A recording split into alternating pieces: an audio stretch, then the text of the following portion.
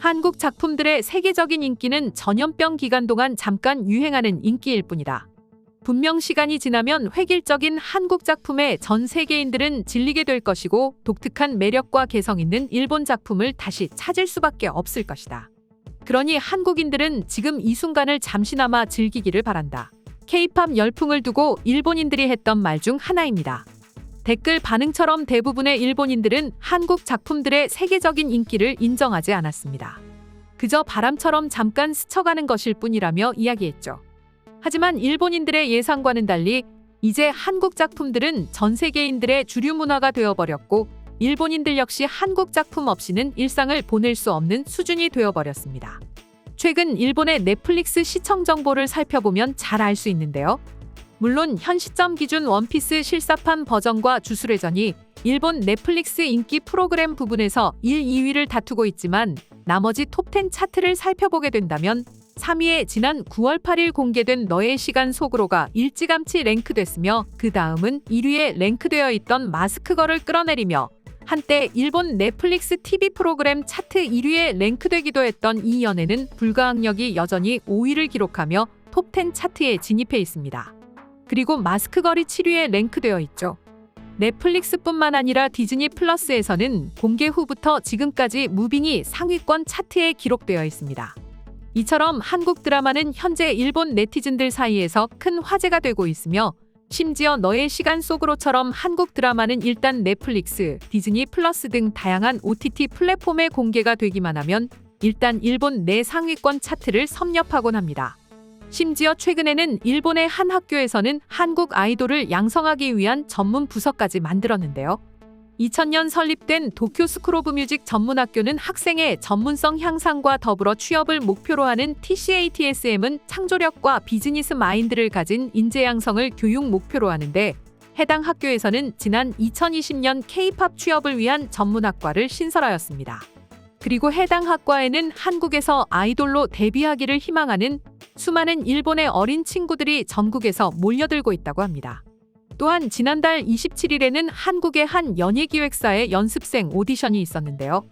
특히 10대를 중심으로 한 무려 900명의 일본 젊은 친구들이 해당 오디션에 지원하기에 이르렀습니다. 비단 아이돌뿐만이 아닙니다. 한국에서 단순 취업을 꿈꾸는 희망자도 일본에서는 매해 증가하고 있다고 하는데요. 특히 방송 관련 업종이 일본의 젊은 친구들 사이에서 떠오르는 직업 중 하나라고 합니다. 실제로 일본인 K-팝 아이돌들이 계속해서 탄생하고 있는데 일본 젊은 친구들은 단순히 아이돌 지방생에 그치지 않고 K-팝 업계에서 일하기를 희망한다고 합니다. 아티스트 및 매니저 전공의 기획에 종사했으며 현재는 해당 학과에서 고등과정 종합음악과를 담당하는 카토 요스케 씨의 말에 따르면 2017년경부터 K-팝 아이돌 아티스트 지방생이 늘어나면서 아이돌 지방생뿐만 아니라 K-팝에 종사하는 일을 하고 싶다는 취업 희망의 목소리도 많이 들리게 됐습니다. 요즘 젊은이들에게 한국은 그저 동경의 대상입니다. K-팝이 세계 트렌드를 만들고 있다는 의식이 강한 거죠.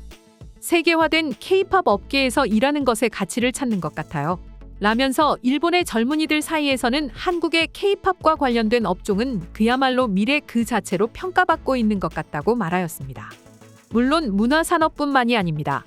일본인들은 단순 여행뿐만 아니라 애당초 한국에서 거주하면서 한국에서 일을 하고 싶어하는 경향이 점차 증가하고 있다고 하죠. 그만큼 일본의 젊은 청년들 사이에서 한국이라는 나라 자체의 인지도나 보는 관점이 과거의 기성세대들과는 많이 달라졌음을 알 수 있습니다. 앞서 보여드린 것처럼 한국의 TV 프로그램을 비롯해 아이돌을 꿈꾸는 일본인들이 해가 거듭될수록 계속해서 증가하고 있습니다. 실제로 말이죠.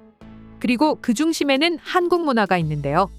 특히 자신이 좋아하는 한국 아이돌이나 배우들이 TV 프로그램 나와서 어떤 옷을 입었는지 어떤 것을 좋아한다든지 말하는 것과 또 SNS를 통해 공개된 연예인 개인의 사생활 등은 일본 내에서 단순한 인기를 넘어 하나의 신드롬으로 이어지기도 합니다.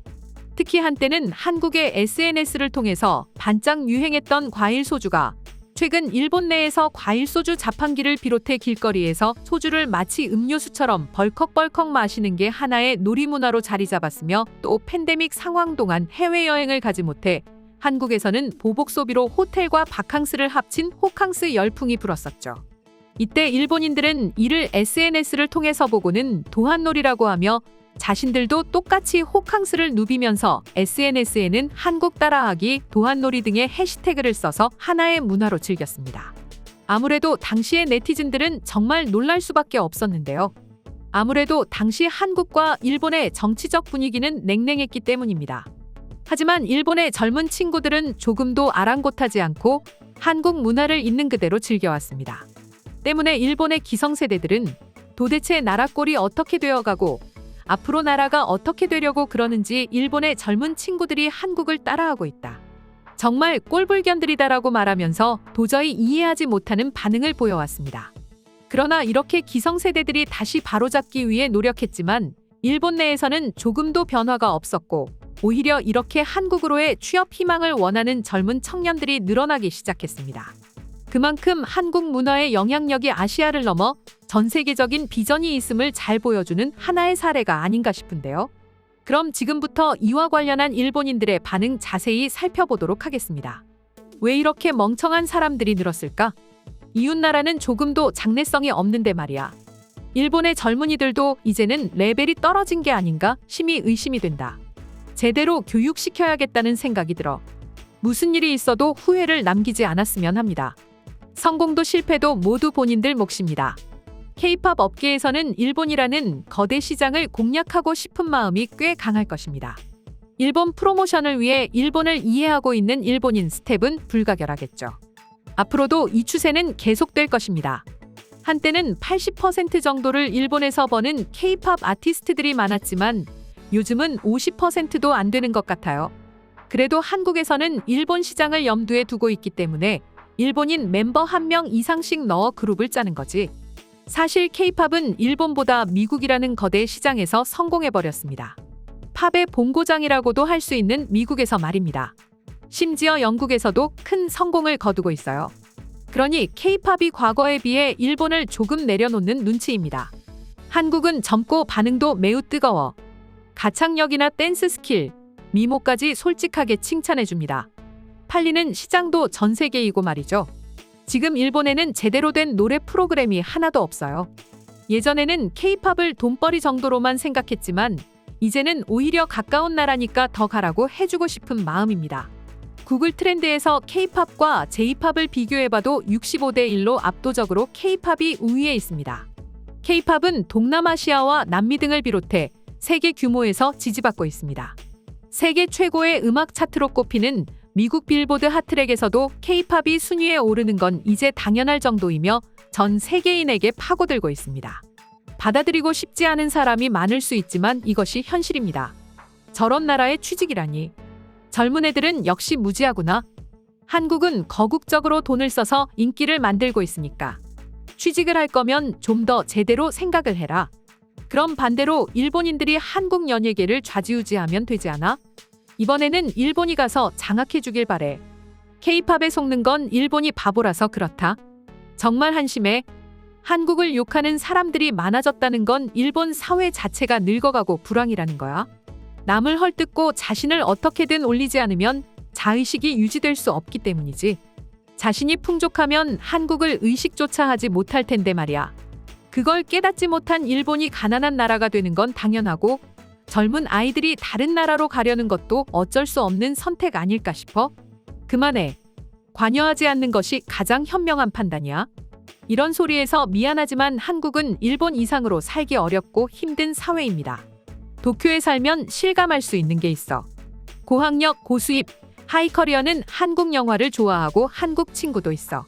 반대로 저학력, 저수입, 내두익 늙은이들은 한국은 밭일이 어쩌고 하는 것밖에는 못해. 후자 집단에는 역시 징그러운 사람밖에 들러붙지 않아. 저도 저 집단만큼은 제발 멀리하도록 조심하고 싶어요. 지방에 살지만 외딴 시골 쇼핑몰에도 한국 아이돌 행사가 자주 열립니다. 일본까지 와서 행사하는 아이돌들은 본전을 찾기 힘들어 보이긴 하더라. 그런 사실을 모른 채 K-팝 업계에서 일하고 싶다고 말한다니 조금 안타깝네요. 이상 속닥속닥이었습니다. 영상이 재밌으셨다면 구독, 좋아요, 알림 설정 한 번씩 부탁드리겠습니다. 시청해주셔서 감사합니다.